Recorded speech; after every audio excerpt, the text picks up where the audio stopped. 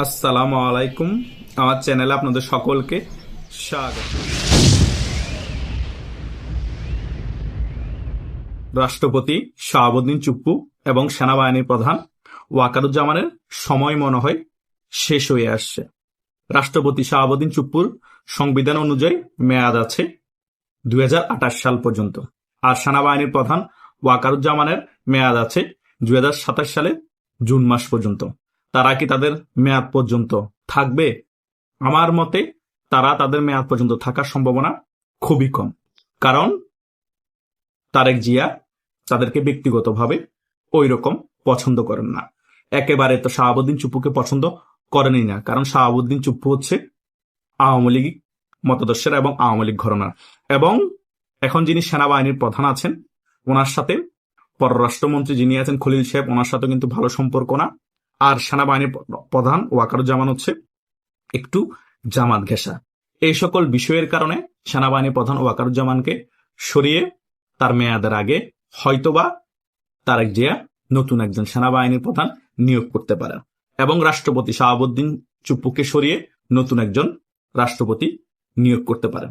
এখন আমার কথা হচ্ছে, এবং আপনারা যারা সাধারণ জনগণ তাদেরও মনের কথা হচ্ছে, যে আদৌ কি প্রধানমন্ত্রী তার গায়ে জোর দিয়ে এই দুজন প্রভাবশালী লোকদেরকে সরাতে সক্ষম হবে? 100% সক্ষম হবে। কারণ বাংলাদেশের মধ্যে প্রধানমন্ত্রীর ক্ষমতাটা একটু বেশি, আর বাংলাদেশে যে প্রধানমন্ত্রী থাকে সে জোর খাটিয়ে সকল কিছু করতে পারে। সে যাই করবে তাই আইন হয়ে যাবে। এটাই হচ্ছে বাস্তবতা। কারণ বাংলাদেশের রাজনীতি হচ্ছে জোর যার মুল্লুক তার। প্রধানমন্ত্রী চাইলে রাষ্ট্রপতি সরিয়ে দিতে পারে যে কোনো একটা সিস্টেমের মাধ্যমে, প্রধানমন্ত্রী চাইলে সেনাবাহিনীর প্রধানকেও সরিয়ে দিতে পারে যে কোনো কিছুর মাধ্যমে, এবং প্রধানমন্ত্রী চাইলে প্রধান বিচারপতিকেও যে কোনো মুহূর্তে সরিয়ে দিতে পারে। এটা বাংলাদেশে সবসময় যে দল ক্ষমতা এসেছে তারা করেছে। তারেক জিয়া তার ব্যতিক্রম কিছু করবে না। অলরেডি তার প্রক্রিয়া শুরু হয়ে গিয়েছে। অনেকে আবার গুঞ্জন তুলেছে ডক্টর মোহাম্মদ ইউনূস কখন যমুনা ছাড়বেন।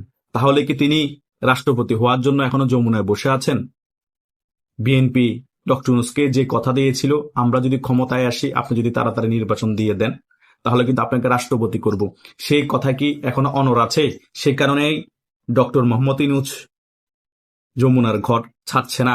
অনেকের মনে অনেক গুঞ্জন, হলেও হতে পারে। আমি কারো মনের খবর জানি না।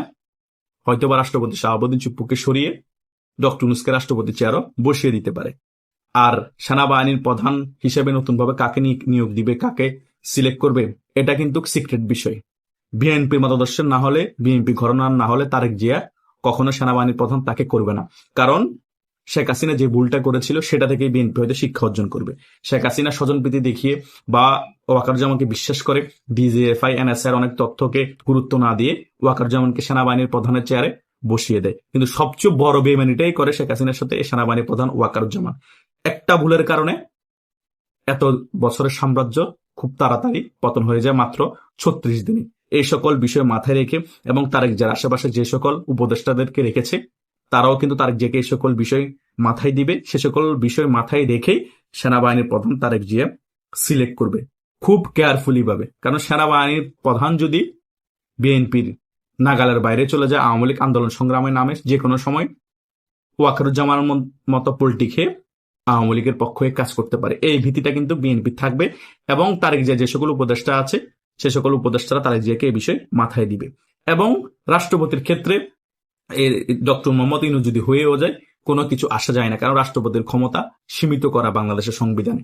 তাই ডক্টর মোহাম্মদ ইউনূসকে হয়তোবা অন্য কোনো কথা না রাখলেও এই কথাটা রেখে ডক্টর মোহাম্মদ ইউনূসকে হয়তোবা রাষ্ট্রপতি করেও দিতে পারে। এটা 100% শিওর না যে করে দিবে, অন্য কেউ হতে পারে, কিন্তু করে দিলেও আমি অবাক হব না।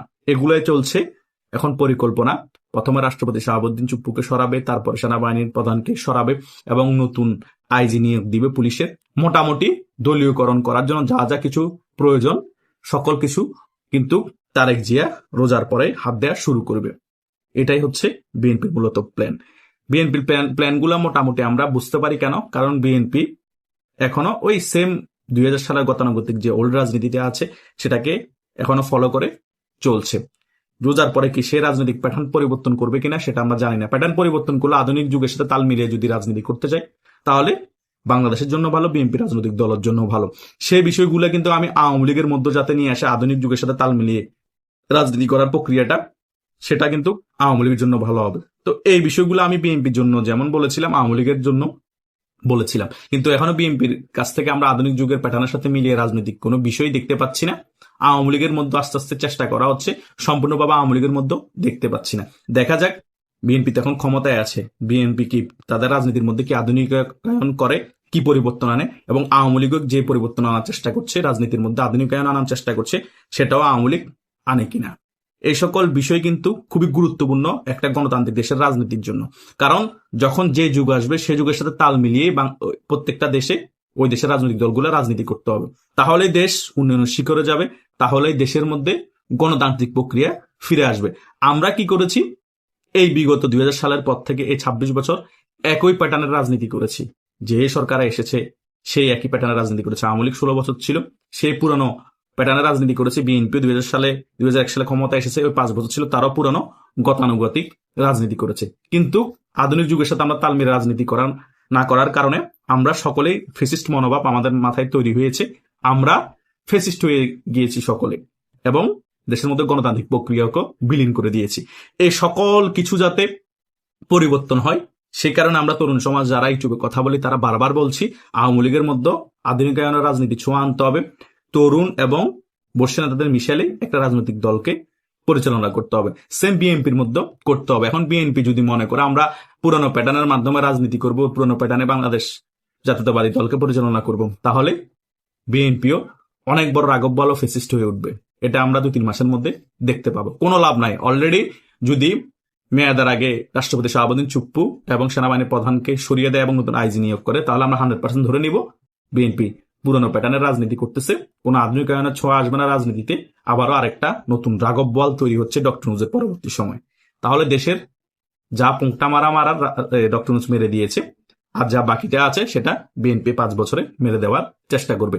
যে লাউ সে কদু থেকে যাবে। শেখ হাসিনা 16 বছরে যে উন্নয়ন করেছে সেগুলা কোনো লাভই হলো না বাংলাদেশের জন্য, বরং যে সকল উন্নয়ন প্রকল্প শেখ হাসিনা করে গিয়েছে সেগুলো নতুন করে ধ্বংস করে আবার সংস্কারের নামে টাকা লোপাট করা হবে, বিদেশ টাকা পাচার করা হবে। আমার কথা হচ্ছে, এগুলা বারবার যে সরকার আসলে নতুন করে করে ভালো কিছু না করে পুরনো গুলাকে সংস্কারের নামে টাকা লোপাট করে লাভটা কি? এখন শুনতে পাচ্ছি নতুন যে মেট্রো রেলের কাজ শুরু হবে সেখানে নাকি আগের থেকেও দ্বিগুণ টাকা খরচ হবে।